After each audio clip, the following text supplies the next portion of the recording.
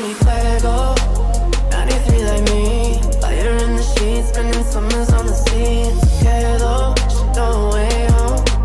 Better feel life on the day. Especially for Heroic shaking off that rust, proving that, okay, we can finally get that win. Right, we can do this. It's a big mental overcome, considering they had so many opportunities. It's glad to see them finally break that, right? It's that, okay, we know what we're doing now. Everything feels a little less pressured, a little less worrying. A little bit of a, I'm sure a sigh of relief more than anything at this point, where they're like, okay, we're in a good spot. We get one more dinner, we might be unreachable. Because, as we said, as much as people make the incorrect assumption that kills, they don't really mean like as much as they used to. Well, they do if you can get that one win under your belt. If you set yourself up in a position the VP were in, or now necessarily Heroic as that second spot holder, it's very tough to reach it. You've got to be getting those kills in and then finally make that push for it. So, for now, though, we're back into this second go of things, and we have to see what we have coming up in front of us. I mean, no more hot drops, no more silly business, at least to start with, from the two we're expecting. But your thoughts after that one, Rich? I mean, yeah, Heroic, kind of the talking point for this one. Been able to. Okay, no, it's not below. I was wondering if they were going to actually pull into it, but no, the vehicle's pulling away. Never mind. It's that self-belief, right? You've managed to now break free of that chain. You know that this is a doable thing. There does come a time where you just keep kicking yourself and beating yourself up that eventually it will drive a team down. And I think now that they have got that one win, there is that little bit of relaxation time they can take. That circle is absolutely horrendous.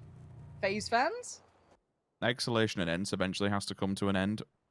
I have seen that Ents have actually backbuilt Exhalation. Tixu's in front of them, so he is keeping them distracted for all but a moment.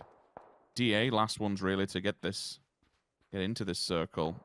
Xiong's actually not with them. Be aware of that. He's still out to the blue, behind Mutiny enemy lines, working his way in the vehicles. They're not a full stack at the moment. Red Line have clearly read this, but Uber strikes first. That's a really good knock and a frag as well. Removes Habaku. Do Redline push on this? Of course they do. This is an opportunity to catch another team and deny it, but Vard's there to answer back. Lookerux falls. And all of a sudden, Pixel from down low absolutely decimates QBE and Ivus. That's a massive blow for Redline. 3 players simultaneously falling. Oi, oi, oi. That is phenomenal work from DA. What a reply. Yeah, what is Nailup meant to do about that? He just has to sit back. He's a solo man now. Great moves coming out. And Zorf, he was somewhat on the outskirts here. Bogarty and Pokemolodoy already moving up towards the next position they want to hold. And Zorf better get a wiggle on, try and get to that vehicle and get en route. You don't want to stick around with DA if they're feeling feisty. But with that circle update, we've got to talk about it. Where has this gone? Well, it's to kind of the area we were talking about. The compound that Na'Vi left one side of, where Liquid are now picking up. VP are kind of on the northern outskirts. Now, I want to see what VP do with this, because I don't know how they feel about this positioning. I want to see if they're trying to maybe move up a little bit further, maybe opt for something different here. They're kind of going across the field, so this is very interesting. While Liquid moved out of Monte Nuevo, they moved into the position that Na'Vi held their 2-2 in. Na'Vi moved to the south position, and now VP have kind of slotted in right alongside Na'Vi. And they actually didn't get too much flack while doing it. Not necessarily completely unchecked, but now the attention turns. Na'Vi looked preoccupied with dealing with a little bit of, a couple of shots towards Liquid. You can see the tags came back in, but Example and Alia still got Perfectix, still flushed Lou. VP struggled on this rotation a little bit here. This wasn't pretty, and Batulins is still on the other side. So they believe it's going to be one of these endings, and I don't think it's a bad shout either. It's a devastating blow because, picking up that compound freely, essentially. With the circle this compacted and condensed with teams, you'd have thought that someone would have been taking residency within there. Na'Vi clearly don't want anything to do with it whatsoever. Dead. Onto one. Transfers onto the second as well. On the pull-up, there is a reply. Physics onto Salik in the distance also. Be aware of that. Smokes will go down and the reses will try to come through onto Dead, but it's instantly denied. Nades there. Zoom bleeding out the wayside. Instinct doing whatever he can. He's going to wait for all but a moment to boom to get with the rest of the pack, and then maybe they can tackle this head-on as a 2. He's just fully sending it, hit the wall, and get involved. Now he's up close and personal. Now then maybe they can try and make something happen, unless BNR catches one of these with these nades. Oh, that'd be tricky. And it'd be tough to make happen. And the problem is, this is life on the outskirts. This is fighting for survival. Neither of these teams are in right now. ENCE isn't either. You can see them making their dash in while all this happens. Instinct does pick up the NR, and Kobe, or 2B, as a little play around the outskirts, does get Instinct. But the problem is that you can make it out of here. You're being watched by all occasions. RTG down and out in 16th. And I wanted to see if ENCE faring it better. They've still got 5 to get through, who have been proving their merit.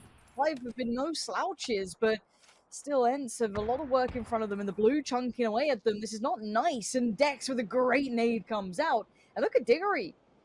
Position is going to be rough. If Naz pulls up next to where Rudy is, there's so few angles to actually work with, and now they've noted where Squeaky's just living in the blue. He looks dead in the water, and he is. Dex, lovely work.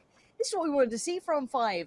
Now they've been freed from that hot drop kind of scenario. Much better. And dealing with Diggory is never easy. He is a beast unto himself, and I think ENCE now know odds aren't looking pretty anymore. No, they're not. Every team's had to move Liquid as well. sending. You'll see Liquid in the kill feed. They've had to move from the compound. The compound actually want bad what they took residency within. Mexi goes down, and both of these teams opted to try and book it. Sakura pulls up and knocks 2 of his teammates. Oh no! What? He just run 2 of them over. I think he was on the drive-by and didn't see them. Oh, it's a collapse. Oh, no. Okay, well, the smokes have to go down, and he needs to pray that he can get his teammates back on his feet. Otherwise, he may have just ruined the day for Skade. No one's looking this way, which is kind of a tiny benefit. You will maybe see FaZe try and throw some nades if they try and extend out there. 5 annihilates ENCE in the kill feed. That's because of the blue. From the position that they were, there's nothing ENCE can really do about it. It's just one of those things. Batulin finally works his way off the hillside. I understand why he's trying to stay there for quite some time. Same principle as to why Liquid went for the compound. We do get circles that end within that field, but unfortunately, there is that divide, that north-south divide between the two parts of this long area. We've gone down towards the south. Heroic, FaZe, BB to a lesser extent, prime positions. We do have a massive fight that is back building. Let's not forget about it. That's over by the northeast. Na'Vi, remnants of VP, and SMB. 3 of them all vying for the edge of this circle as Batulins does finally go down. Yeah, a nice attempt from Batulins there, and they predicted the circle well. You could see why they valued that compound alongside Na'Vi, but they were never in a prime position to work with. Someone like FaZe, of course, was very early on. Same with Heroic. Same with AA. These are the teams we were talking about very early in this lobby, having a great shot at picking up those very primed compounds. And I want to highlight BBL doing well to get into this position. This hillside ain't easy to creep up to late game, and they've got themselves a good spot. Now 5 on the pull-up. It's just, I think, it might just be Naileup here. They've gone past. Oh no, that's such a headshot. Nailup's so sharp. He's not going to let that slip. Do they keep going? They pulled up beside him. How is he still doing this? Naileup, no. How is he getting away with this against someone? Jesus. Don't leave Naileup unchecked. He is too good to go unchecked on. Alia instantly snaps to 1. Huth in the distance, loses his life for the good of it. All the way up on the top, Apocalypse round the corner. Quizzy should hear these footsteps and eventually strike out. We'll show you the circle once we check this POV because it's an absolute belter. It's one that I did not anticipate. It's one that makes Naileup look good for this. Spyro has to hit the deck, but this blue is starting to chunk. He'll try and take out as much damage as he can do before dying to the blue. Quizzy there to finally finish off Lazar. Riptide and Apocalypse will have to work their way upside of this. Going to be difficult. And there is the circle. In no world did I ever expect Naileup to still be in for Phase 5. I thought this was going across the road. I think a lot of the teams thought this was going across the road. And now, I mean, I don't know how the algorithm works. It is touching the embankment at the hillside. But I don't think it's not going to have to be forced away from it. So anywhere within this it's open terrain. It's a field day, and I feel a little bit for Liquid. The idea was there to hit in front of Skade. Unfortunately, things also went wrong for Skade. So between those two teams, it was a very, very damaging and very destabilizing rotation, because that position would have been fantastic for this, right? No one's around you. Oh yeah, you can see the value now. Again, some great theories just get pulled astray. Now Mutiny laying in everything they got towards D8. Just slowly chugging on up. Paige has found Marco as well, so they're aware of where BBL are, which means they're going to be keeping an eye really drilled in on that, because, again, their position could be very much high priority for someone. Na'Vi's looking like they're heading that way too. Pokemon, though, does find Pixel. I'm looking at Na'Vi here, because they're moving very close to Heroic, and these are teams very much towards the top end of this lobby. Now, in my eyes, though, have I told you the story of Nalup's 1v32 win that he pulls off? I'm going to find out soon. Na'Vi have moved up, but now they are in the eye line of FaZe and of Heroic. A couple of others on the outskirts too can definitely see this. You've seen BBL being held back. Heroic's position is great for this. Mutiny can do the same. SMB have to work through BBL if they want to weigh in as well. Na'Vi is bleeding utility. That's my only concern. They've put it all down to avoid the fire from FaZe Clan, but how much more they can go up against it, I simply do not know. Rip9 last man standing from the side of SMB, then BBL can continue. BBL also as a one-man band. Not entirely sure what one man can do against this, but, you know, if that story of Nail Up does come true, then I'll be very, very impressed. DeBoom, just waiting for time to tick away. There was a nade been cycled also on the opposing side from Skates, and maybe that hits him, and we see him going out on the kill feed shortly. Vard needs to avoid the blue at all costs. If he can't avoid the blue, well, he won't be avoiding the bullets. And that's coming from Double A. Watching onwards of this, they do not want anybody in their backyard. If they can remove Xiong and Uber, this gets a little bit easier, but Page and Beamy onto example.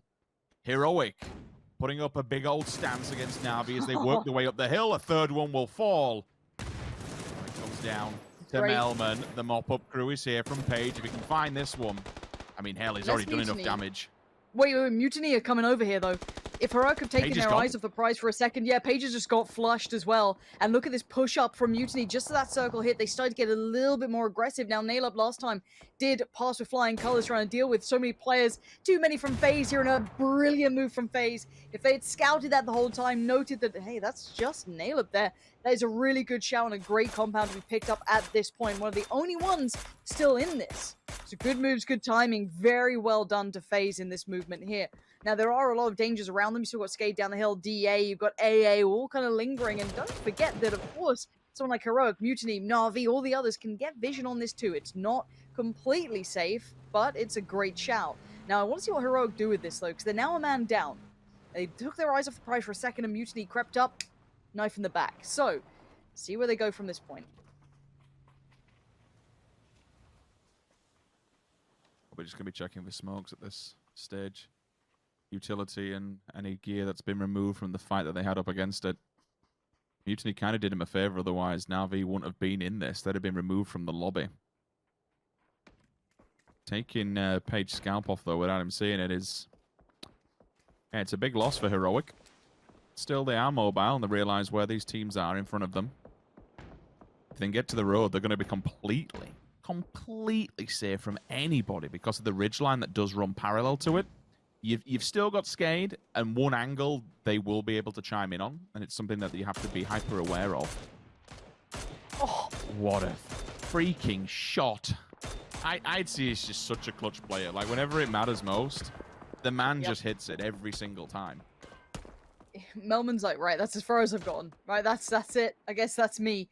Now, there are shots coming back in. It's not unpressured, but again, FaZe could be hard to dig out of this position. No one's in a full, really in the spot to full send. Maybe Heroic, but that would be crazy. That would be borderline unstable if they go for that. That's going just into the, into the dark and having no idea what's in front of them. And at this point, a bit of a stalemate. I think everyone's somewhat safe enough. It's not ideal, but they're all within the circle. It's the next one that's going to be the killer.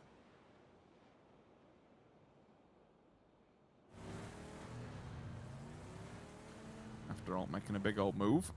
They could just be taking the ridgeline, which is maybe what they're looking for on the side here. Heroic, they're going to go for both sides. I'm kind of okay with this one. AB doesn't want nothing, but he's instantly spotted and removed from play. Makes After All's position that much more viable for now. Stay down here in the ditches and hide the vehicles. They play this well, man. Like, but Circle's not been good to them. Games and stuff, like, yeah, I guess. But I mean, if they can play this late and wait for Heroic and Mutiny to resolve, which is a lot to be said, they could still play the roadside pretty well.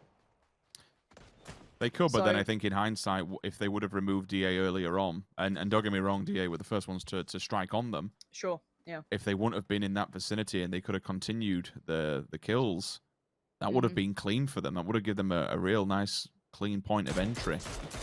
FaZe, Could have been.